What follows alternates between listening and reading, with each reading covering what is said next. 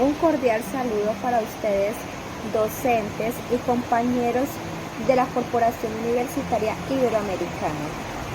Mi compañera Nancy Torres Sendales y quien les habla Karen Yela, queremos hablar con ustedes un tema bastante interesante sobre los aspectos relevantes en las perspectivas de género. Para dar respuesta a estas preguntas hemos consultado el libro Calibán y la bruja de Silvia Federici y el artículo La memoria histórica desde la perspectiva de género del Centro de Memoria Histórica, que nos brinda un recuento muy interesante de los procesos de consolidación de las nuevas democracias, de las nuevas ciudadanías y cómo en esos procesos de conformación de una nueva sociedad las mujeres quedamos excluidas y se generaron procesos discriminatorios y cómo esto dio pie para el abordaje de lo que conocemos como mirarlo todo en clave de perspectiva de género. Entonces, para dar respuesta a la primera pregunta, nos remontaremos brevemente hacia la Edad Media hasta la consolidación un poco de las democracias modernas. Entonces, como lo expone Silvia Federici, vemos en la Edad Media un gran poder feudal, ¿sí? Y el gran poder del clero que impusieron esa jerarquización social, que también estaba caracterizada por la corrupción. Ante este orden se opusieron los movimientos herejes. Los movimientos herejes vendrían a ser como lo que hoy conocemos como la teología de la liberación, que promovían una esperanza al proletariado y a los oprimidos de que era posible o era necesario un nuevo orden. Bueno, y en ese esfuerzo del poder feudal, del clero, de la iglesia, de eliminar todo aquello que se les opusiera a sus objetivos, era eliminar todo lo que se ha considerado movimientos herejes, ¿sí? Y allí, dentro de esas estructuras, se visibilizaba mucho la mujer, porque la mujer dentro de los movimientos herejes tenía un papel protagónico, ¿sí? La mujer hereje fue objeto de persecución precisamente porque dentro de estas organizaciones la mujer tenía total libertad de exponer sus ideas, incluso en algunos movimientos que se apartaron de esos dogmas de la iglesia que estaba allí reinando y leían pues las escrituras y demás. Algunas mujeres se les permitía allí dentro de estos movimientos predicar. Entonces, en esta serie de movimientos sociales, los antifeudales tuvieron una gran cúspide, digamos más o menos hacia 1370, nos dice Silvia Federici. Sin embargo, vinieron a opacarse y a distorsionarse porque el poder feudal, la iglesia, arremetió fuertemente nuevamente o continuó arremetiendo fuertemente y con el fin como de evitar esas grandes revueltas que se estaban presentando. Lo que hacen es que como que cogen a la mujer como esa distracción para el hombre, ¿sí? Entonces, ahí vemos cómo se empieza a validar la violencia contra la mujer, la cacería de brujas y se legaliza la prostitución por parte de lo que consideramos Estado y se consideraba también eso como un servicio que podía brindar la mujer.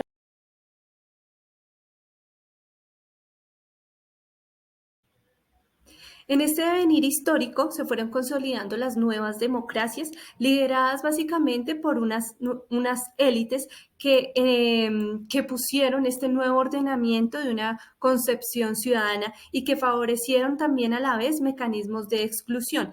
Quienes más se beneficiaron de esas nuevas democracias fueron el hombre blanco, mayor de edad, propietario, con capacidad de pagar impuestos, mientras que todo lo que no fuera así estaba excluido, marginado y en el caso de las mujeres fueron reservadas al espacio privado, a lo íntimo, como se verá más adelante. Entonces, todos estos procesos democráticos favorecieron estos procesos de exclusión y de asimetrías sociales y entonces, en esa configuración de nuevas democracias empiezan a surgir el entorno cultural, se empiezan a configurar esas representaciones culturales que vienen a ser los estereotipos y a atribuírsele a la mujer características como que dice, de hecho dice así en el texto del Centro de Memoria Histórica, como criaturas emocionales, intuitivas, y recalcan lo que hemos visto de la Edad Media, como que eran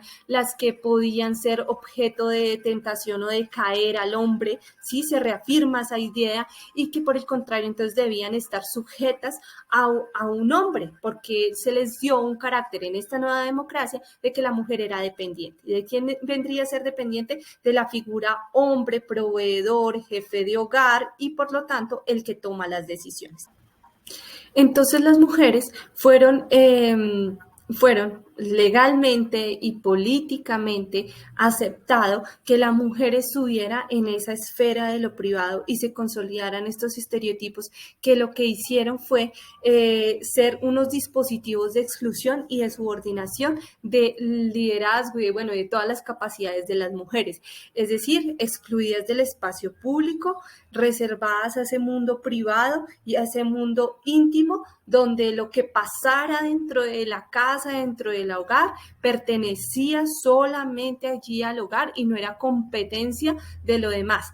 Entonces vemos hoy en día, por ejemplo, cómo esa visión, esa visión de intimidad sigue siendo un factor para que se perpetúe, por ejemplo, la violencia intrafamiliar. En síntesis, podemos decir que el origen de las luchas de las mujeres se debió por estos dos factores: la estereotipificación de lo femenino como emocional, instintivo, inclinado al cuidado de los otros, junto con su separación del ámbito social y la reserva al espacio privado. Esto trajo efectos sobre la vida de las mujeres plasmados por los pactos políticos emergentes en los cuales los varones eran quienes escogían, es decir, el establecimiento de un mundo patriarcal. Contra todo esto vienen a surgir los diferentes movimientos feministas. Bueno, en estos procesos entonces de discriminación en el que estaban las mujeres, por eso viene a presentarse todos estos movimientos feministas que luego se van a desglosar en diferentes líneas, incluso hay un feminismo ecológico y demás. Para nuestro contexto latino, los movimientos feministas, la primera ola inició en el siglo XIX y abarcó la primera mitad más o menos del siglo XX. Y su principal demanda fue el derecho al voto y reclamar pues esos derechos políticos y civiles de los cuales ellas estaban excluidas. Colombia, por ejemplo, fue uno de los países de América Latina que más tardíamente aprobó el derecho del voto femenino.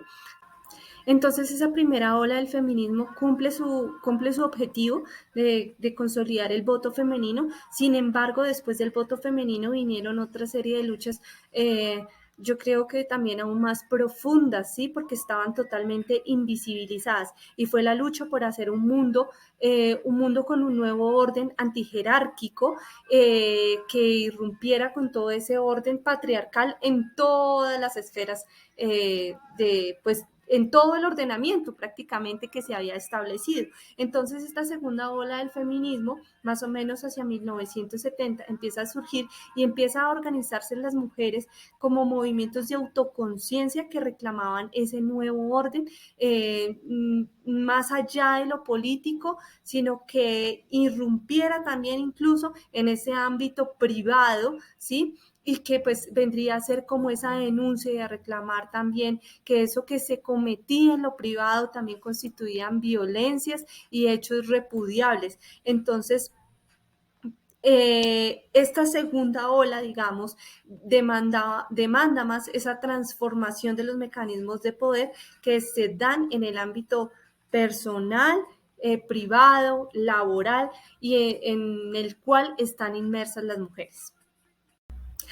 Continuando, hacia 1980 surge el feminismo decolonial, que pone de manifiesto no solo que las mujeres son víctimas de discriminación por su género, sino también por la raza, la etnia, la clase social a la que pertenecen. También irrumpe con ese pensamiento patriarcal en el cual las mujeres tenemos unos roles asignados por el determinismo biológico. Entonces esta visión va en contra de esto y cuestiona también que todo nuestro ordenamiento, incluso nuestro pensamiento, está colonizado. ¿Y ahora qué hacer desde la educación? Como educadores consideramos muy importante desde el currículo visibilizar los aportes de la mujer en todos los ámbitos, permitir la participación de las mujeres en todos los estamentos estudiantiles, eliminar, y ese es el que más me parece importante porque es el del día a día, eliminar, poner de manifiesto cuando surge una frase sexista, ya sea de un niño, de un adolescente o de un docente, y eliminar también y promover o analizar desde una mirada crítica esos estereotipos que muchas veces se replican tan fácilmente y a veces liderados por los mismos docentes. Asimismo, promover también una visión de derechos y en este apartado la promoción de los derechos sexuales y reproductivos es muy importante, pero eso lo hacemos en el día a día, en la acción pedagógica que podamos liderar.